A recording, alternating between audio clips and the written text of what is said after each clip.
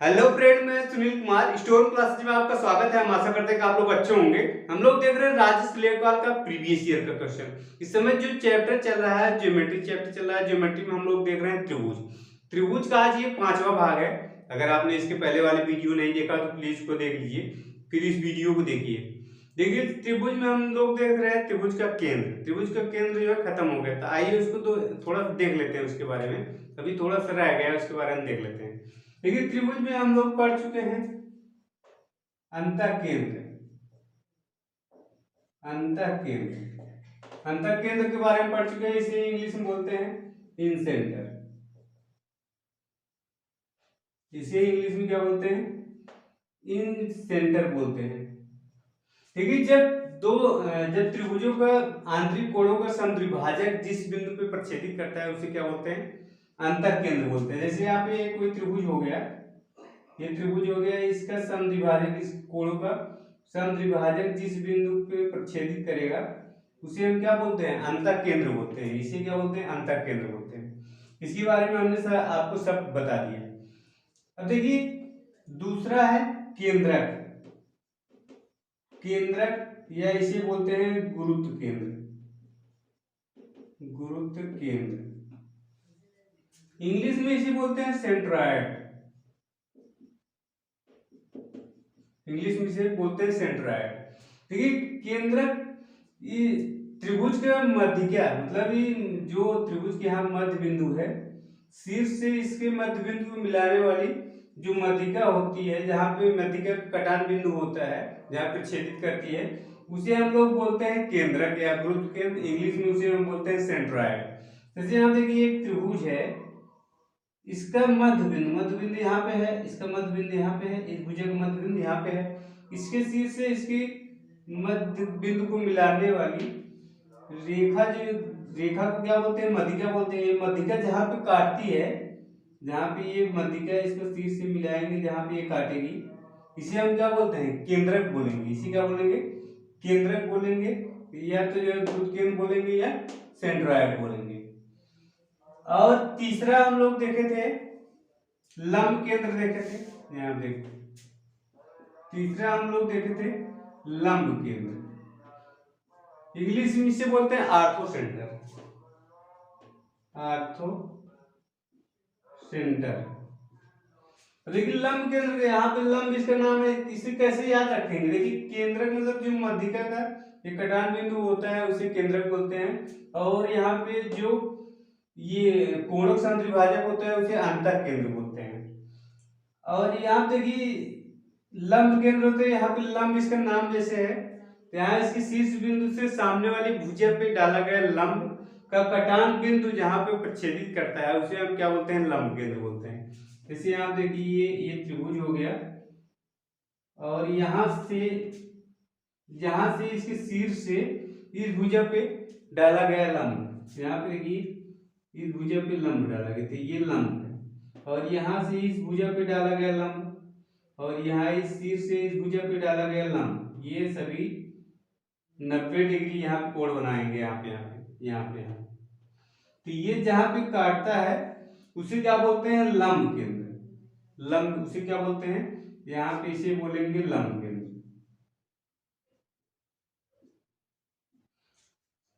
इसके सब के बारे में हम लोग पढ़ चुके हैं। और चौथा था परिकेंद्र। परिकेंद्र परिकेंद्र इसे इंग्लिश में बोलते हैं सरकम सेंटर। सरकम सेंटर सरकम सेंटर बोलते हैं इंग्लिश में। यहां देखिए ये क्या होता है? जैसे यहाँ पे ये त्रिभुज है, त्रिभुज के शीर्ष बिंदु से इस भुजा पे लंब डाला गया हो, मतलब ये लंब हो और ये दोनों भुजा का क्या हो? दोनों भुजा का आधार भी हो, दोनों को समद्विभाजित करता है, दोनों भुजा को समद्विभाजित करता हो, और इस पे लंब भी हो। यहाँ पे ये भी, यहाँ इस शीर्ष से इस भुजा पे लंब डाला गया, और ये भुजा क्या हो? बराबर हो, यहाँ पे ये लंब भी हो। और यहाँ से ये इस पे डाला गया लंब, और इस भुजा को दो भागों में बांटता हो, तो यहाँ इसे हम क्या बोलते हैं? इसे बोलते हैं परिकेंद्र। यहाँ देखिए इसके शीर्ष से इस पे डाला गया लंब, मतलब लंबार्धक, ये दोनों भुजाओं को दो बराबर भागों में काटता हो और यहाँ पे 90 डिग्री के कोण बनाता हो। तो इसे यहाँ से इसको क्या बोलते हैं, लंबार्धक बोलते हैं। इसे क्या बोलते हैं, लंबार्धक। ये जो है दोनों भुजाओं को दो बराबर भागों में काटता है। अब यहाँ देखिए दोनों भुजाओं को दो बराबर भागों में इसकी मध्यिका भी काटती है। यहाँ पे ये मध्यिका है, इसे क्या बोलेंगे, इसी मध्यिका बोलते हैं, मध्यिका। ये भी दोनों को बराबर भागों में काटती है, लेकिन ये लंब नहीं होता है। यहाँ पे ये दोनों बराबर भागों में काटते हैं और यहाँ पे ये लंब भी होता है। इसी क्या बोलते हैं, इसे बोलते हैं यहाँ पे, इसे परिकेंद्र बोलते हैं। क्या बोलते हैं, परिकेंद्र। इंग्लिश में इसे बोलते हैं सर्कमसेंटर। यहाँ देखिए यहाँ से ये, अगर हम इसमें अंतः केंद्र की बात करें, अंतः केंद्र यहाँ से इसके केंद्र की लंबाई, इसके भुजा से इसके केंद्र की लंबाई क्या होती है, बराबर होती है। तीनों भुजा की लंबाई इसके केंद्र से क्या होती है, बराबर होती है। तो यहाँ इसीलिए इसमें क्या होता है, अंदर एक सर्कल बन जाता है। इसको और इसको त्रिज्या मान करके यहाँ पे इसमें एक सर्कल बन जाता है। और यहाँ देखिए ये इसके शीर्ष, ये एक लौता ऐसा त्रिभुज है जिसके सेंटर से इसके भुजा की दूरी क्या है, इक्वल होती है। ऐसा एक लौता त्रिभुज है। और यहाँ पे ये एक ऐसा, मतलब ये केंद्र का, मतलब केंद्र है त्रिभुज का, कि यहाँ से इसके शीर्ष से इसके केंद्र की दूरी बराबर होती है। इसमें भुजा की बराबर होती है अंतः केंद्र में, अंतः केंद्र में इसके केंद्र से, मतलब इसके केंद्र से भुजा की दूरी बराबर होती है। और यहाँ पे इसमें परिकेंद्र में इसके शीर्ष से इसके केंद्र की दूरी क्या होती है, बराबर होती है। इसको इसको जो है ये वाला और ये वाला क्या होते हैं, बराबर होते हैं। इसको त्रिज्या मान करके, इसको इसको एक वृत्त, इसमें बाहर वृत्त बनाया जा सकता है। यहाँ पे जो इसको जो है टच करेगा, तीनों इसको शीर्षों को टच करता है, इसे हम क्या बोलते हैं, परिवृत्त बोलते हैं। इसे अंतर्वृत्त बोलते हैं, इसे परिवृत्त बोलते हैं। तो ये जो है, मतलब चारों, ये त्रिभुज के चारों केंद्रों के बारे में हो गया। अब देखिए अगर यही बात अगर एक समबाहु त्रिभुज में की जाए, तो यहाँ देखिए समबाहु त्रिभुज बनाते हैं।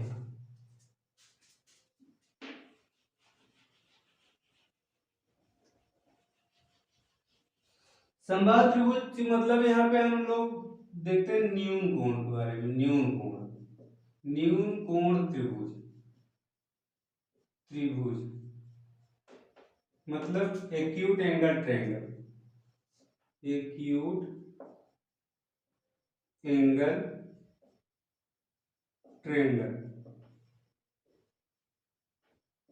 एक्यूट एंगल ट्रायंगल में समबाहु त्रिभुज लेते हैं। समबाहु त्रिभुज में क्या होता है कि इसके तीनों कोण जो है 60 अंश होते हैं। इसके तीनों कोण क्या होंगे, 60 अंश होंगे। यहाँ पे देखिए इसको ए मान लेते हैं, इसको बी मान लेते हैं और इसको ये मान लेते हैं सी। अब यहाँ से देखिए इसका जो कोणों का अर्धक, यहाँ पे इसका कोणों का अर्धक अगर इस भुजा पे मिलाएं और इस भुजा पे मिलाएं और यहाँ इसके शीर्ष से इस भुजा पे मिलाएं, तो ये जहां पे मिलता है इसे क्या बोलेंगे, अंतः केंद्र बोलेंगे। इसे क्या बोलेंगे, अंतः केंद्र बोलेंगे। यहाँ देखिए जब इसके कोणों का समद्विभाजक होगा तो इस अंतः केंद्र होगा। यहाँ देखिए इसको एक वृत्त बनाया जा सकता है, अभी हमने बताया। इसको यहाँ से ये दूरी बराबर होती है और यहाँ से ये दूरी क्या होती है, बराबर होती है। यहाँ से ये दूरी बराबर होती है, मतलब इसके केंद्र से इसके भुजा की दूरी बराबर होती है। तो इसे हम अंतः केंद्र बोलते हैं। इसे क्या बोलेंगे, अंतः केंद्र बोलेंगे।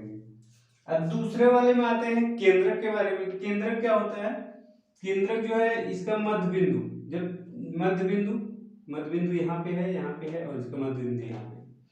तो केंद्रक में क्या होता है, इसके शीर्ष से इसके मध्य बिंदु पर ये जो है एक मध्यिका खींची जाती है। तो ये मध्यिका जो है शीर्ष से खींची जाती है और जहां पे काटती है उसे क्या बोलते हैं, उसे केंद्रक बोलते हैं। तो यहाँ देखिए यहाँ पे केंद्रक और अंतः केंद्र समबाहु त्रिभुज है, तो केंद्रक अंतः केंद्र यही होगा, इसका दोनों यही होगा। इसे बोलेंगे अंतः केंद्र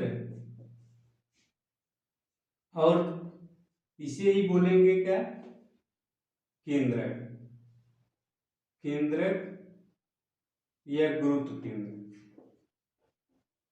गुरुत्व केंद्र इंग्लिश में क्या बोलेंगे, सेंट्रॉइड बोलेंगे। अब देखिए यहाँ पे अंतः केंद्र यही हो गया, यही इसका जो केंद्रक भी हो गया। अगर यहाँ पे देखिए अगर लंब डाले, यहाँ इससे शीर्ष से इस भुजा पे लंब डाले, इसके शीर्ष से इस भुजा पे, सामने वाले भुजा पे लंब डाले, और इस शीर्ष से इस भुजा पे लंब डाले, और इस शीर्ष से इस भुजा पे लंब डाले, तो यहाँ पे देखिए जो जहाँ पे ये काटेगा उसे हम क्या बोलते हैं, उसे हम बोलेंगे आर्थो सेंटर, मतलब लंब केंद्र बोलेंगे।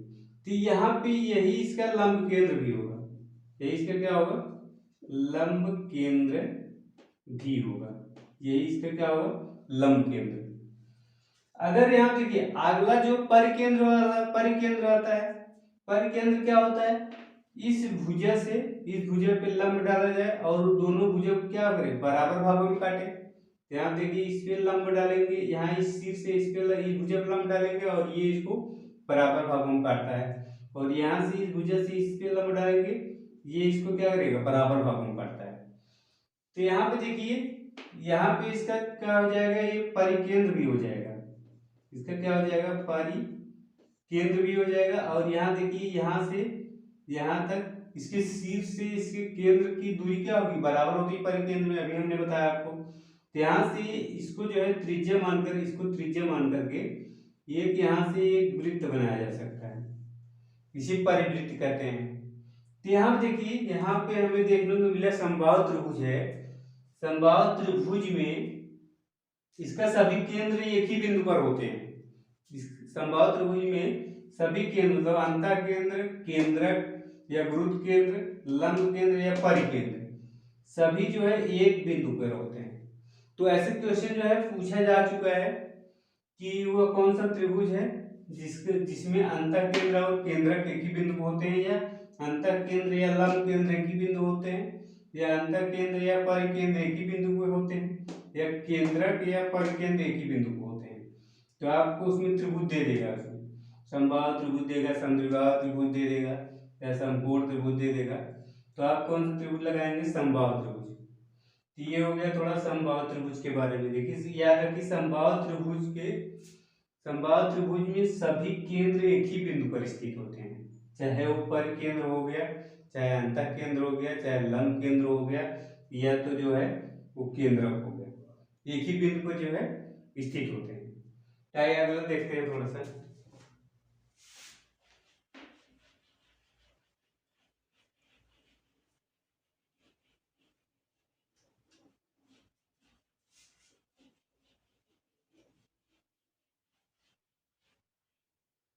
समकोण त्रिभुज के बारे में देखते हैं।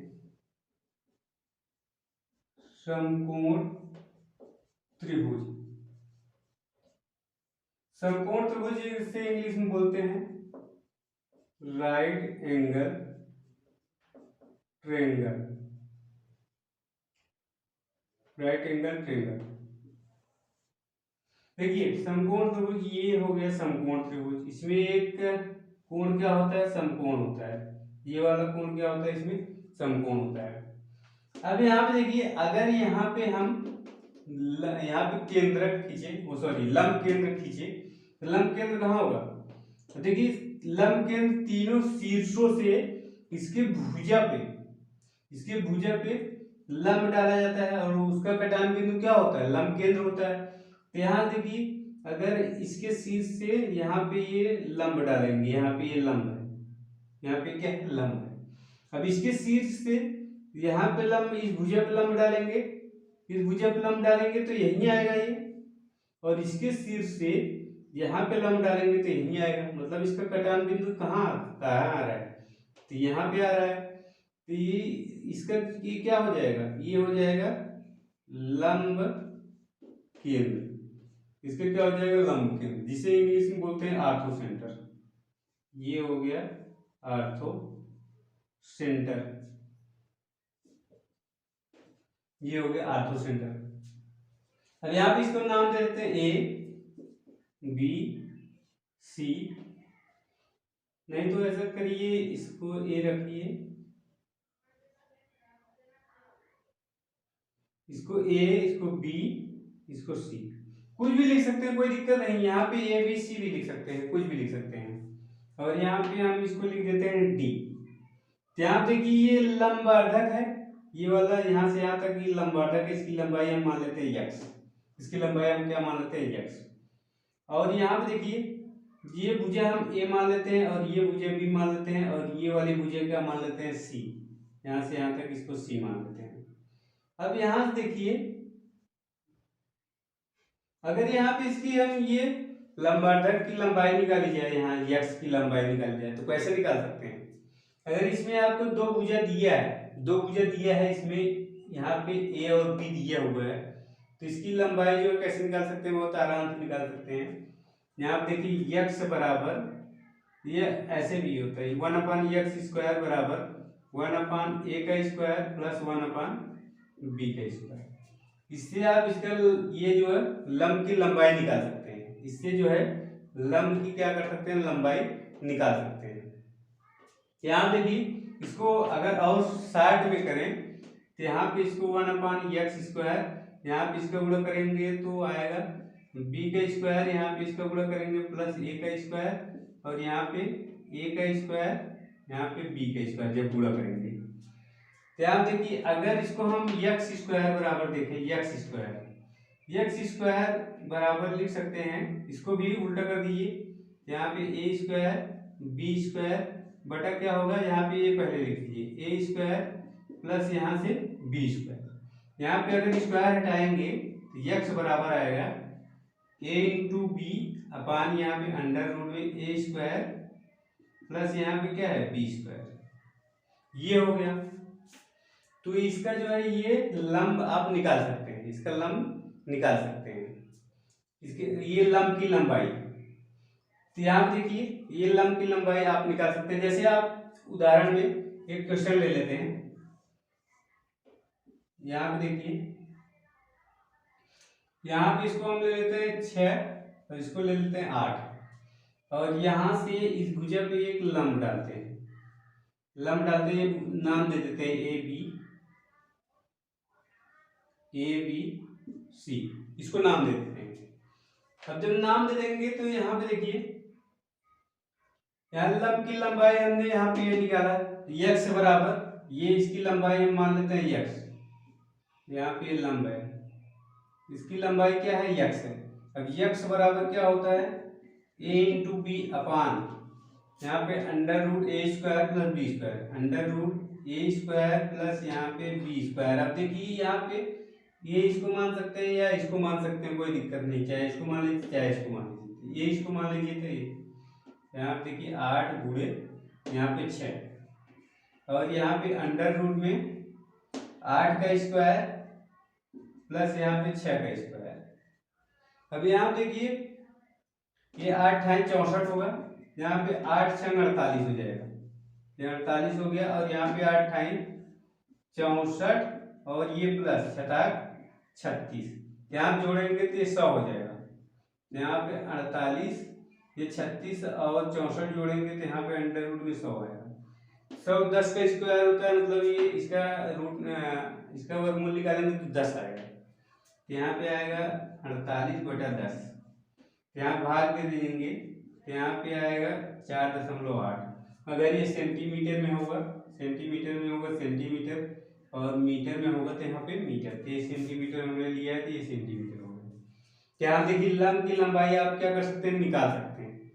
यहाँ देखिए और ये समकोण त्रिभुज में लंब क्या होता है, लंब इसके संपूर्ण वाले शीर्ष पर स्थित होता है, शीर्ष पर जो है स्थित होता है, ये बात आपको याद रखेंगे।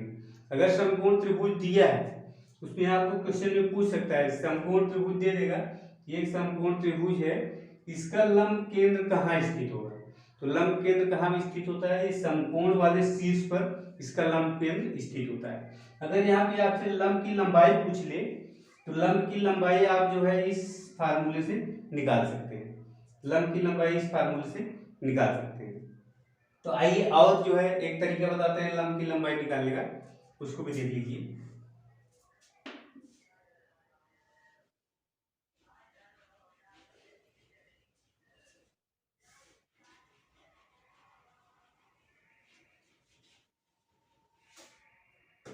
यहाँ देखिए लंब की लंबाई का अभी हम लोगों ने फार्मूला निकाला क्या, x बराबर a into b upon under root में a square plus b square. ये लंब की लंबाई निकालने का अभी हमने फार्मूला निकाला। यहाँ पे जब ये दो भुजा दी रहेगी तब होगा। अगर मान लो यहाँ पे तीनों भुजा दे दिए, यहाँ देखिए ये 6 दे दिए, ये 8 दे दिए, यहाँ पे ये 10 दे दिए। अब जो है आपको लंब की लंबाई निकालने के लिए बोला जाए तो यहाँ देखिए ये क्या है, ये कण ही तो है। यहाँ देखिए कण बराबर, यहाँ देखिए ये लंब है, मतलब ये लंब है, ये आधार है। यहाँ पे अगर ये थीटा मतलब ये कोण मानेंगे तो ये लंब होगा और ये आधार होगा। अगर यहाँ पे कोण माने ये लंब होगा, ये आधार होगा। तो यहाँ पे देखिए यहाँ पे अगर कर्ण निकाले तो कर्ण क्या होगा, यहाँ पे कर्ण बराबर होगा अंडर रूट में यहाँ पे लंब का स्क्वायर मतलब बी का स्क्वायर और यहाँ पे आधार का स्क्वायर मतलब ए का स्क्वायर प्लस बी का स्क्वायर। ये कर्ण ही तो है। यहाँ पे कर्ण हमने क्या माना है, सी। तो सी बराबर यहाँ पे क्या है, अंडर रूट ए स्क्वायर प्लस बी स्क्वायर। यदि ये यहाँ देखिए ए स्क्वायर प्लस बी स्क्वायर बराबर हम क्या रख सकते हैं, सी कर्ण है तो यहाँ पर रख दीजिए। तो x बराबर ए इंटू बी बटा सी। तो यहाँ पे लंब ऐसे भी निकाला जा सकता है, जब तीनों भुजा दिया रहेगा तब जो है आप इसको ऐसे निकाल सकते हैं। तो अब मान लीजिए यहाँ पे तीनों भुजा आपको दिया है, आपको उसमें दीजिए एक समकोण त्रिभुज है। यहाँ पे समकोण की दो भुजाएं 6 सेंटीमीटर 8 सेंटीमीटर और त्रिभुज सबसे लंबी भुजा 10 सेंटीमीटर आपको दिया हो और पूछ रहा है कि इसका जो है यहाँ पे जो लंब खींचा जाएगा, मतलब यहाँ इसके लंब केंद्र से मतलब ये समकोण वाले शीर्ष से उसके सामने वाली भुजा पर अगर लंब खींचे गए तो लंब की लंबाई बताइए। तो लंब की लंबाई जब तीनों भुजा दिए रहेगा तो आप ऐसे रख सकते हैं। यहाँ देखिए ये यहाँ पे ये इसको मान सकते हैं या इसको मान सकते हैं, कोई भी मान लीजिए। तो यहाँ पे ये हम 8 मान रहे हैं, 8 गुणे 6 और यहाँ पे सी कितना है, 10 है। तो यहाँ देखिए 8 6 48 बटा 10, यहाँ पे क्या है 4.8 थीटा है सेंटीमीटर, यही तो आंसर हो गया। तो यहाँ देखिए इस टाइप से आप लगा सकते हैं। अगर कर्ण वाली भुजा नहीं दिया तो ये वाला लगाइए, डायरेक्ट कर्ण निकालने की जरूरत नहीं है, आप डायरेक्ट रखेंगे इसमें कर्ण आ जाएगा। और अगर कर्ण तीनों भुजा दिया है तो आप ये वाला फार्मूला यूज कर लीजिए। तो यहाँ पे ये लंब हो गया। तो आइए आगे देखते हैं।